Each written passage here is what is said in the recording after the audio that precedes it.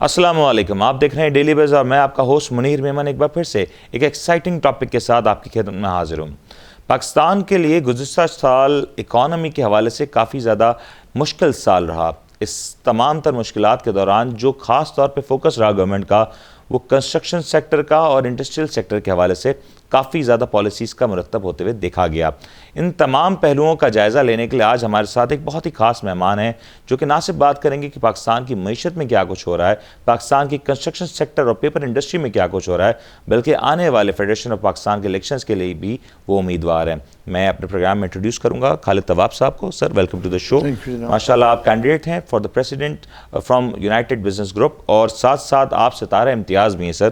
تو یہ تو سر یہ کافی کچھ ہے آپ کی سی وی کے بارے میں، جتنا کہا جائے کم ہے۔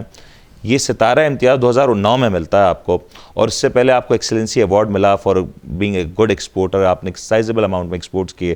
شوکت عزیز صاحب کے ساتھ آپ کے تعلقات رہے۔ 2009 میں پیپلز پارٹی کی گورنمنٹ تھی، اس کے ساتھ تعلقات آپ کی کافی اچھے رہے اور اس کے بعد آپ کو ستارہ امتیاز ملا۔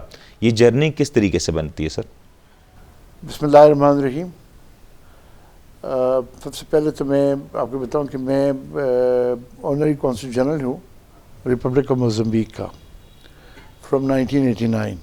ٹھیک ہو گیا۔ اور جب میں آنرری کونسل بنا تو میں نے دیکھا کہ تمام افریقی ممالک سے ہمارا کاروبار تقریباً جو تھا وہ ڈائریکٹ پاکستان کا اور ان کا نہیں تھا، بلکہ یہ تمام ہماری جو ایکسپورٹس تھیں وہ وایا ہوتی تھیں، وایا ہالینڈ، وایا جرمنی، کیونکہ پاکستان کو ڈائریکٹ وہ ایل سیز بھی نہیں دیتے تھے اور پیمنٹس بھی نہیں کرتے تھے۔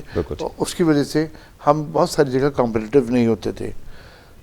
تو پھر میں نے ساری جگہ وزٹ کیا اور خاص طور پہ موزمبیق کے ساتھ ہم نے ایک ریلیشن شپ بنائی، اور الحمدللہ مجھے اللہ نے کامیابی دی کہ پھر پاکستان سے جو ایکسپورٹس تھی خاص طور پہ چاول کی وہ ڈائریکٹ ایکسپورٹ شروع ہو گئی، اور آج افریقن ممالک میں اور انکلوڈنگ موزمبیق یہ سب سے بڑے بائر ہو گئے پاکستانی چاول کے۔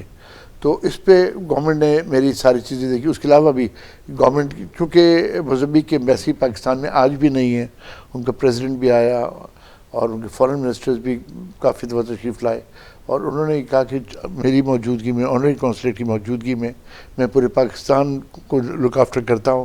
انہوں نے کہا ہمیں ایمبیسی کھولنے کی بھی ضرورت نہیں ہے، کیونکہ یہ پچھلے سالوں سے جو جس طرح کارکردگی ہے، کیونکہ میں نے بائی لیٹرل ٹریڈ جو ہے بٹوین موزمبیق اینڈ پاکستان میں کوشش کری، اور پھر اس طرح افریقہ کے ساتھ ٹریڈ ہم نے بڑھائی۔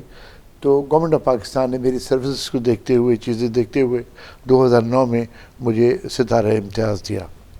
یہ پرویز مشرف صاحب نے اپروو کیا، اور زرداری صاحب کی حکومت آ گئی تھی 2009 میں، اپروو 2008 میں ہوتا ہے، لیکن 6 مہینے بعد یہ ڈلیور ہوتا ہے۔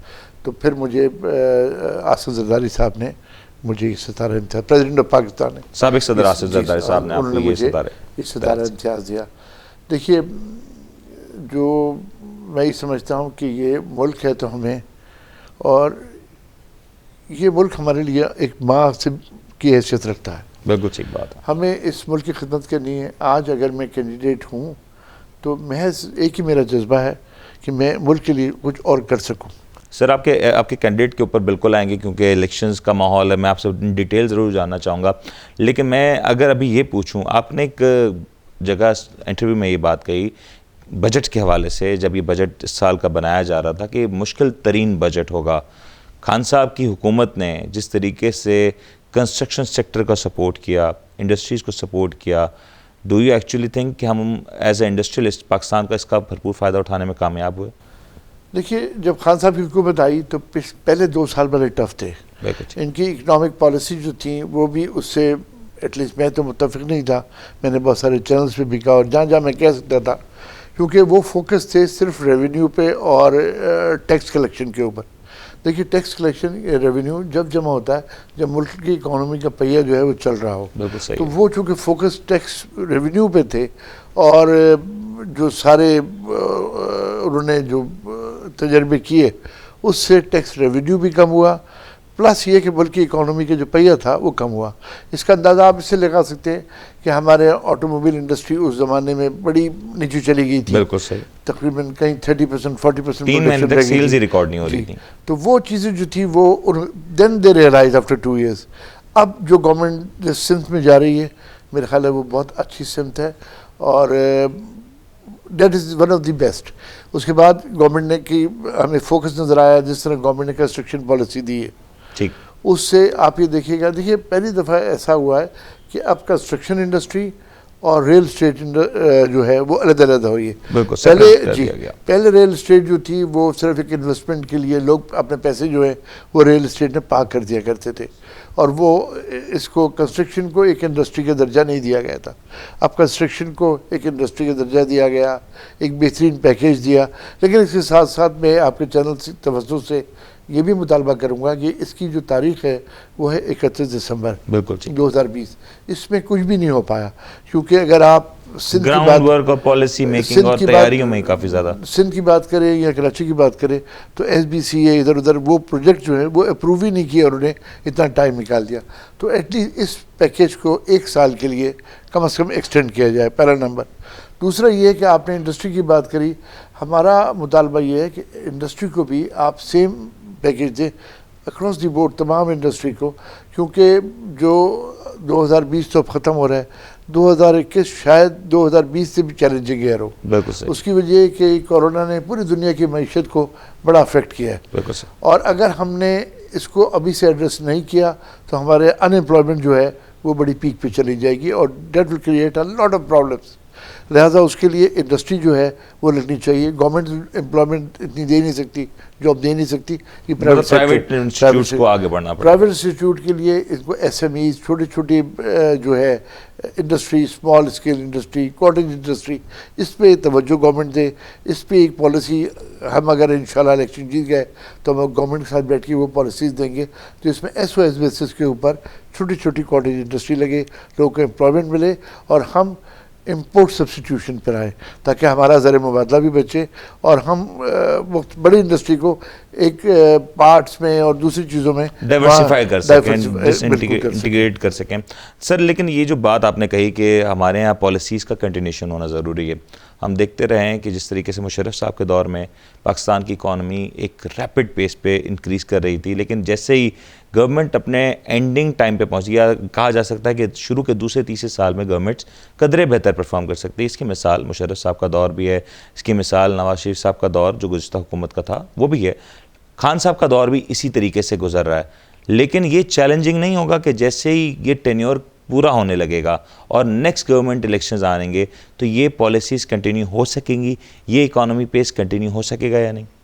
دیکھیے ہمارا بڑا درینہ مطالبہ ہے, بہت عرصے سے ہم یہ کہتے ہیں کہ آپ اکنامک پالیسی جو بنائیں وہ لانگ ٹرم بنائیں. شارٹ ٹرم پالیسی بھی کبھی بھی ملک میں انویسٹمنٹس نہیں آ سکتی اگر شارٹ ٹرم.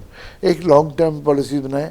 حکومتیں آتی اور جاتی رہتی ہیں, لیکن وہ پالیسیز جو ہیں وہ آپ اپوزیشن کو بھی بٹھائیں, یہ بھی بیٹھیں, اور ایک 10 سال کی 20 سال کی پالیسیز دیں کہ یہ ہماری انڈسٹریل پالیسی ہے, یہ ہماری انویسٹمنٹ پالیسیز ہے.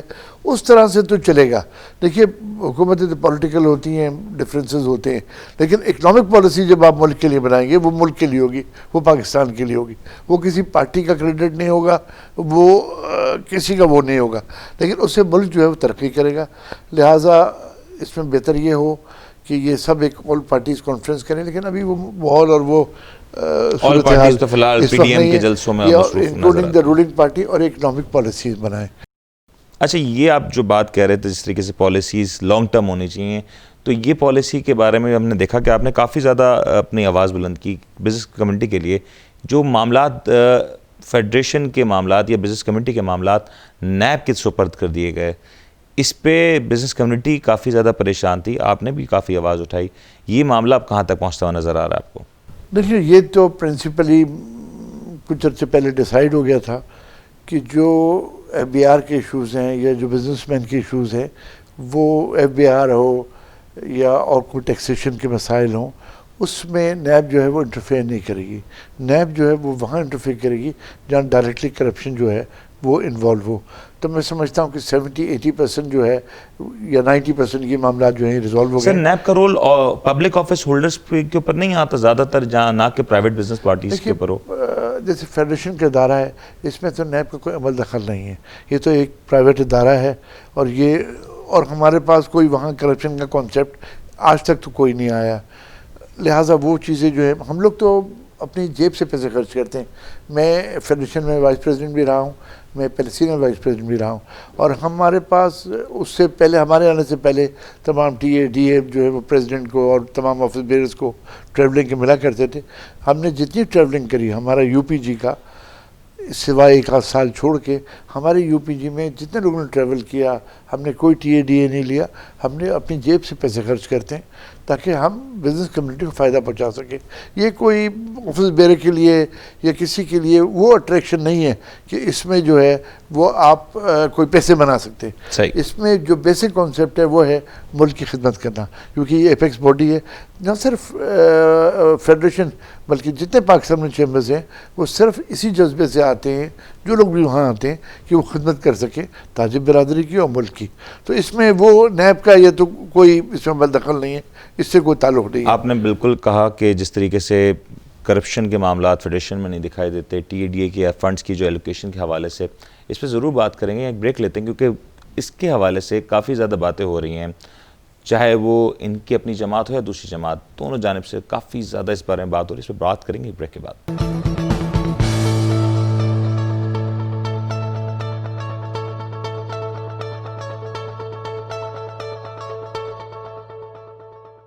Welcome back. ابھی ہم بات کر رہے تھے خالد طواب صاحب سے کہ کس طریقے سے ایف پی سی سی آئی میں معاملات ہینڈل ہوتے ہیں. کیا وہاں کرپشن کے حوالے سے بات ہو سکتی ہے یا کرپشن کے مواقع کریٹ ہو سکتے ہیں یا نہیں؟ خالد طواب صاحب, پہلے تو میں یہ جاننا چاہوں گا کہ یہ جو ایف پی سی سی آئی میں جو پریسیڈنٹس یا وائس پریسیڈنٹ یا چیئرمین الیکٹ ہوتے ہیں, ان کے پاس کیا فنڈز ہوتے ہیں اور کیا ان کو سیلریز ملتی ہیں, کیا مراد ملتی ہیں ان کے پاس؟ بڑا اچھا سوال کیا آپ نے جی. کوئی سیلری نہیں ملتی, آنری ہوتا ہے یہ سارا کام آنری ہوتا ہے, اور یہ ایک غلط کانسیپٹ ہے. دوسری بات یہ ہے کہ صرف جو اگر کوئی اپنے, جس طرح میں نے آپ سے پہلے ذکر کیا کہ کوئی آدمی ٹریولنگ ایکسپینسز یا کوئی ایسا ایکسپینس لے لے 1,50,000 روپے کا کسی چیز کے اندر, دیٹ از آل. اس سے کہیں جو آدمی اس عہدے تک آتا ہے وہ اس سے کہیں زیادہ اوپر ہوتا ہے, کہیں زیادہ. تو اس لیے اس میں نے کہا کرپشن کا کوئی کانسیپٹ نہیں ہے اور کوئی سیلری یا کوئی مراد نہیں ہے ایسی. اچھا, جس طرح ہم دیکھتے ہیں کہ ہمارے یہاں پاکستان میں الیکشنز ہوتے ہیں, ابھی جیسے سینٹ انتخابات پاکستان میں ہونے جا رہے ہیں, کافی زیادہ گہما گہمی اس کے بارے میں ہارس ٹریڈنگ کی بات کی جاتی ہے. یہ بھی کیا ہوتا ہے کہ اس طرح کے الیکشنز جو ایف پی سی سی آئی کے ہوں اس میں ووٹس خریدے بیچے جا سکتے ہیں یا انفلوئنس کیا جا سکتا ہے؟ دیکھیے, انفلوئنس بھی کیا جا سکتا ہے اور خرید و فروخت نارملی نہیں ہوتی ہے, لیکن ایک دکا چیزیں بالکل مطلب ایکسیپشنز کی گنجائش ضرور پائی جاتی ہے. ضرور ہے, لیکن ایسا نہیں ہے جس طرح آپ سیاسی طور پہ دیکھتے ہیں ہارس ٹریڈنگ ہو رہی ہے, ایسا کوئی کانسیپٹ یہاں نہیں ہے. اچھا, جو میں ایکچولی یہ بات ابھی بھی ڈائجسٹ اس لیے نہیں کر پا رہا کیونکہ ایک جگہ ہے جس کی پوزیشن آنری ہے, ایک جگہ ہے جہاں پہ صرف اور صرف خدمت کا ہے اور نہ کوئی فنڈز ہے جس طرح سے آپ کہہ رہے ہیں. تو اس کے بارے میں جو الیکشن کیمپین آپ لوگ کے یہاں جو چل رہی ہے, جو دونوں سائڈ سے آ رہی ہے باتیں, کافی زیادہ ہیٹڈ ڈیبیٹس آ رہی ہیں, یہ بنا کسی وجہ کے تو دھواں نہیں اٹھے گا نا سر؟ دیکھیے, جو وجہ ہے وہ صرف یہ ہے کہ آدمی یہاں آتا ہے عزت کے لیے اور خدمت کے لیے. پھر اس میں جہاں ایگوز انوالو ہو جاتے ہیں وہاں یہ چیزیں جو ہیں وہ ہو جاتی ہیں. میں تو پرسنلی سمجھتا ہوں کہ ہم الیکشن لڑیں, دو پارٹیاں, الیکشن ختم ہو, ہمارا دونوں کا گول ایک ہے کہ بزنس کمیونٹی جو ہے وہ فلرش کرے, ہم زیادہ زیادہ لوگوں کو سہولتیں دیں اور ایز آف ڈوئنگ بزنس جو ہے وہ ملک میں آسان ہو. اس کے لیے ہم مل کے کوشش کریں. تو as soon as the election finish we should be one party for 10 months. 10 مہینے بعد پھر آپ الیکشن کی تیاری شروع کر دیں. میں یہی کہہ رہا ہوں کہ آپ دونوں پارٹیز کے تمام لوگوں سے جب میں نے بات کی تو وہ ایک پوائنٹ پہ تو متفق نظر آتے ہیں, لیکن اس پوائنٹ کے علاوہ شاید کوئی متفق نظر نہیں آتا کہ جو ٹینیور ہے آپ کی, جو الیکشنز کے بعد جو ٹینیور ہے, آفس ٹینیور, اس کو 1 سال سے بڑھا کے 2 سال کیا جائے. یہ ایک واحد پوائنٹ مجھے جو نظر آیا ابھی تک اس طرح بھی انٹرویوز یا شوز میں. میرے خیال یہ امٹیریل ہے. ہاں, 2 سال ہو جائے یا 1 سال ہو جائے. اس کے علاوہ میں نے دیکھا کہ جس طریقے سے یہ چیزیں آج کل پرنٹ ہو رہی ہیں میڈیا میں, جس طریقے سے کہا جا رہا ہے, میں کوٹ کر دیتا ہوں, no place in Federation House for corrupt business leader. یہ کہا جا رہا ہے بی ایم پی کی جانب سے, ان کے اسپوکس پرسن کی جانب سے آپ پہ ذاتی حملے کیے جا رہے ہیں. میں اس کی ڈیٹیل میں نہیں جاؤں گا, لیکن ان کے بارے میں سڈنلی بالکل الیکشنز کے اینڈ پہ آ کے یہ باتیں کرنا, ان مدعوں کو اٹھانا جو کہ سالوں پرانے خود کہے جا رہے ہیں. اگر آپ میرے متعلق بات کر رہے ہیں ایک 2004 کی, وہ خبر کی.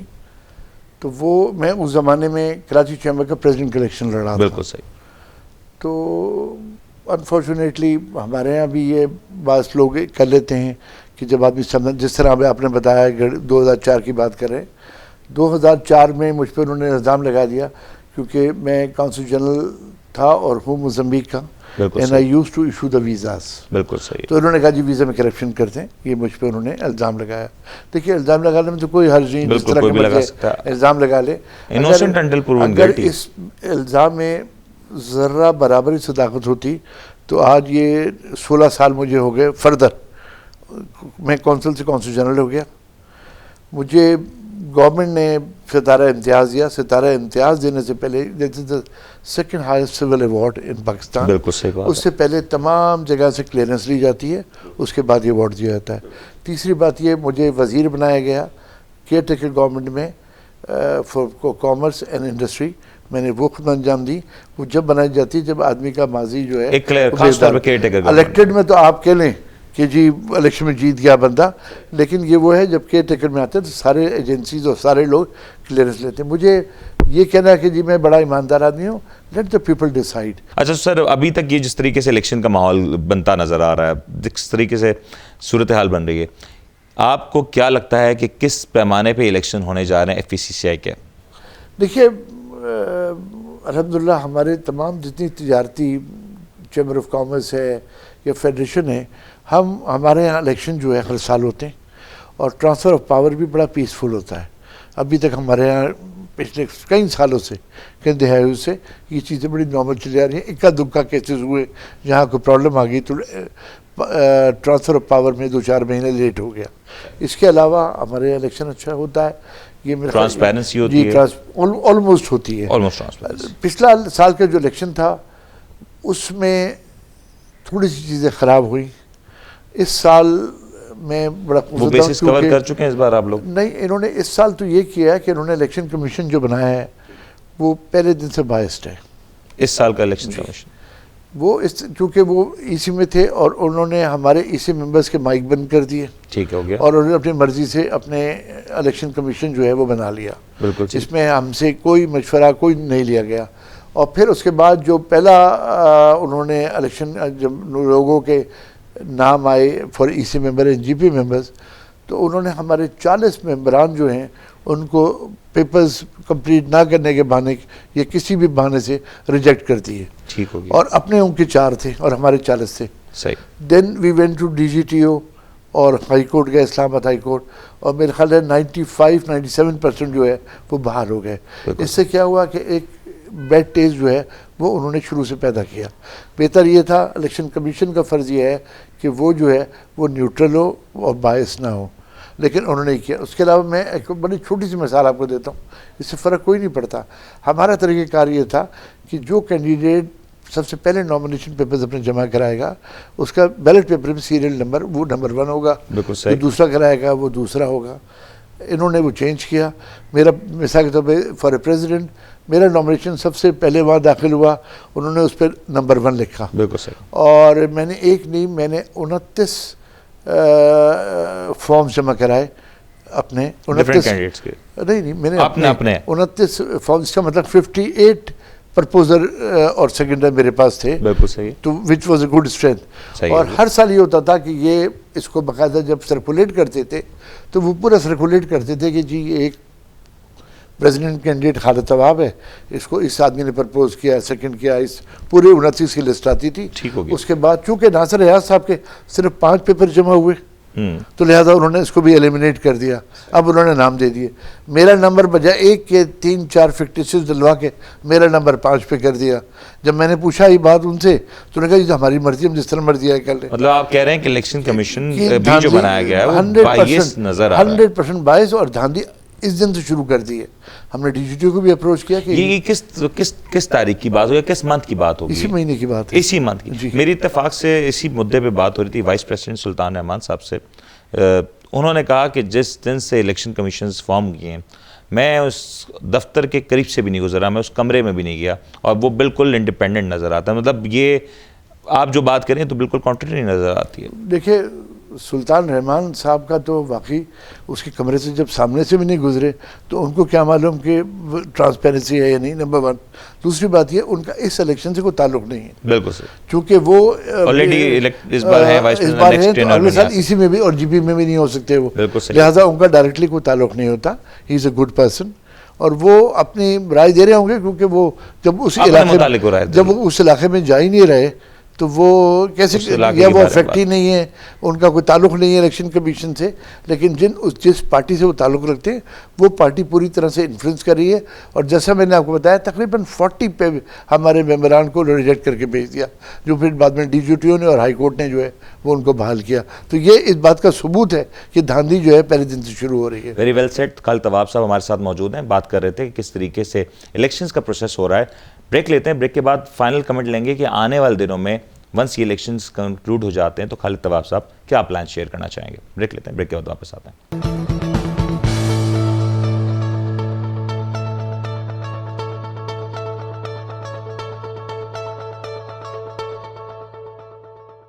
Welcome back. ابھی ہم ذکر کر رہے تھے خالد صاحب سے کہ کس طریقے سے الیکشنز کا پروسیس ایف پی سی سی آئی میں چل رہا ہے، اور یہ بڑا کروشل معاملہ ہے کہ کس طریقے سے الیکشنز ہوتے ہیں اور ٹرانسپیرنسی کو کسی بھی طور پہ کمپرومائز نہیں ہونا چاہیے۔ لیکن اسٹل خالد صاحب آپ کافی ہوپ فل نظر آتے ہیں کہ آپ الیکشنز میں کامیاب ہو جائیں گے، یہ آپ نے بالکل اظہار کیا، لیکن ونس جسٹ سپوز کہ یہ الیکشنز ہو جاتے ہیں، ٹرانسپیرنٹلی ہم ایکسپیکٹ کرتے ہیں ہو جاتے ہیں، اور if you are in the power, I still repeat, if you are in the power، تو وہ کون سے کام ہیں جو ابھی انجم نثار صاحب کی سربراہی میں نہیں ہوئے جو آپ کرنا چاہیں گے؟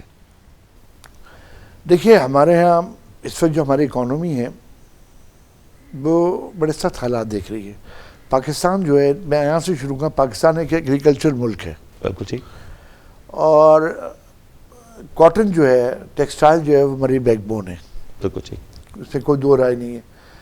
اب آپ یہ دیکھیے کہ ہم ایک وقت ایسا تھا کہ ہم جو ہماری کاٹن تھی، ہم 15 ملین بیل تک پروڈکشن پہ چلے گئے تھے، بالکل صحیح۔ آج وہ آگے 6 اور 6.2 ملین بیلز، یعنی لیس دین ہاف، کیونکہ اس کو شوگر کی کاشتکار سے ریپلیس کر دیا گیا۔ دیکھیے یہاں مسائل یہ ہیں کہ جو سرائی کی بیلٹ ہے وہاں ہماری کاٹن بڑی اچھی ہوتی تھی، اس کو غلط پولیٹیکل، جہاں فیڈریشن کا رول شروع ہوتا ہے کہ اس کو روکنا چاہیے تھا، اس کو روکنا ہے کہ جناب اب تو وہاں انہوں نے شوگر کین وہاں شروع کر دی، جو پہلے بینڈ ایریا تھا۔ شوگر لگانے سے ایک تو شوگر کو آپ سبسڈی دیتے ہیں، بالکل صحیح، سارے کیونکہ پولیٹیکلی لوگوں کے ہاتھوں میں، نمبر 1۔ نمبر 2 یہ کہ شوگر کے لیے آپ کو پانی زیادہ چاہیے ہوتا ہے، تو جب وہاں آپ نے پانی لیا تو اندر سندھ کے اندر اور ادھر سے پانی کی شارٹیج ہوگی، تو آپ کی کاٹن کی پروڈکشن وہ نہیں آ سکی۔ Secondly what we will do in federation now, کہ ہم اپنا پورا ریسرچ اینڈ ڈیولپمنٹ سیلک بنائیں گے، اور ہم یہ دیکھیں گے کہ ہم اپنی ہیل جو ہے وہ کاٹن کی وہ کس طرح بڑھا سکتے ہیں، کیونکہ that is the only way, کہ ہمارے پاس جگہ تو محدود ہے، تو اس میں اگر ہماری ہیل بڑھ جائے گی تو اس سے ہمارا جو ہے وہ، اس کے لیے باقاعدہ ہم، مجھے چائنیز ایمبیسڈر سے ملاقات ہوئی، اس سے کہا جی ہم نے گورنمنٹ آف پاکستان کو لکھا تھا، پچھلی گورنمنٹ کی بات ہے یہ، اور ہم نے کہا تھا کہ ہم اپنے ایکسپرٹس آپ کو بھیجتے ہیں فری آف کاسٹ، جو آپ کی چاول کی اور کاٹن کی ہیلڈ آپ کی وہ بڑھائیں گے۔ لیکن گورنمنٹ آف پاکستان نے جواب نہیں دیا، ہم نے 3-4 دفعہ خط لکھا، پھر بھی کوئی جواب نہیں آیا۔ تو فیڈریشن اب یہ رول ادا کرے گی کہ ان ایکسپرٹس کو بلائے، چائنا سے بھی یا دوسرے ممالک سے بھی، اور ہم یہ گورنمنٹ کو سجیسٹ کریں کہ ہم اپنی ہیلڈ کس طرح بڑھا سکتے ہیں، بلکہ اس سے آگے قدم اور بڑھا کے ہم کوشش کریں گے ایسا پروگرام جو ہے وہ ارینج کر کے وہ مختلف جگہوں کے اوپر، ان فیلڈز کے اوپر اپنے لوگ بھیجیں، تاکہ وہ ان کو بتا سکیں کہ کس طرح سے بہتری آ سکتی ہے آپ کی ہیلڈ بڑھانے میں۔ دوسرا جو گورنمنٹ کو پرسو کرنا ہے جی، وہ یہ کرنا ہے کہ ہم اپنے ریسرچ اینڈ ڈیولپمنٹ سیل سے یہ بتائیں گے کہ ایک اس کے علاوہ ایک اکیڈمیا اور انڈسٹری میں ہم ایک تعلق پیدا کرنا چاہتے ہیں، جو میرے ذہن میں بچے ہیں تعلیم لے کر کے آ جاتے ہیں، پھر جاب لیس ہوتے ہیں، کیونکہ ہمارے ایک ٹرینڈ ہوتا ہے ڈاکٹر بننا ہے، انجینئر بننا ہے، اسی پہ چلے جا رہے ہیں، اب آگے جی MBA کرنا ہے تو وہ اسی لائنس پہ چل رہے ہیں۔ ہم ایک ووکیشنل ٹریننگ کو بھی فروغ دیں، اور ہم یہ دیکھیں کہ ہمارے جو بچے جب پڑھ کے فارغ ہو تو ان کو امیڈیٹلی جابس مل جائیں. تو اس کے لیے انڈسٹری سے پوچھا جائے کہ آپ کیا کیا ریکوائرمنٹس ہیں, نیکسٹ 4 ایئر 5 ایئرس کیا ریکوائرمنٹس آ رہی ہے. اسی طرح ہم اکیڈمیا سے وہ نیگوشیٹ کریں کہ آپ کیسے جو بچے آئے وہ اس فیلڈ میں آ جائیں. اس سے ہمارے لیے آسانی ہوگی, اس سے ملک بھی ترقی کرے گا, اور ہمارے یہاں بے روزگاری جو ہے خاص طور پہ اس بچے کو بڑی فرسٹریشن ہوتی ہے جب وہ پڑھ لکھ کر کے آیا اور اس کو جاب نہ مل رہا. بہت شکریہ خالد طواب صاحب, بڑی دو ٹوک انداز میں اپنا موقف بیان کر رہے تھے. اور یہاں میں خالد صاحب بات ضرور آپ سے شیئر کرنا چاہوں گا کہ جتنا ضروری یہ ہے کہ پاکستان میں یوتھ کو پریزرو کیا جائے, صحیح ڈائریکشن دی جائے, تو اتنا ہی ضروری یہ بھی ہوگا کہ پاکستان میں جو جاب سیفٹی اینڈ سیکیورٹی کے معاملات جو ہم نے گزشتہ دنوں میں دیکھے, جس طریقے سے کووڈ کی لہر کا آغاز ہوا, جاب سیفٹی سیکیورٹی کافی حد تک کمپرومائز نظر آئی, وہاں بھی فوکس کریں تاکہ انڈسٹری ہماری فلرش کر سکے, ہماری جو ہیومن ریسورس ہے وہ بہتر طور پہ آگے کی طرف ڈیولپ ہو سکے. اور امید ہے کہ آنے والے الیکشن سے PCCI کے پاکستان کی معیشت کے لیے, پاکستان کی انڈسٹری اور بزنس کمیونٹی کے لیے بہتر ثابت ہوں گے. امید کرتے ہیں کہ الیکشنز فری ٹرانسپیرنٹ ہوں گے اور ہر طرح کے اثر و رسوخ سے پاک ہوتے ہوئے ہمیں ایک بہتر نتائج پرووائڈ کرنے میں مدد دیں گے. آج کے لیے فی الحال اتنا ہی. اپنے ہوسٹ منیر میمن کو اجازت دیجیے. اپنا بہت خیال رکھیے گا. اللہ حافظ.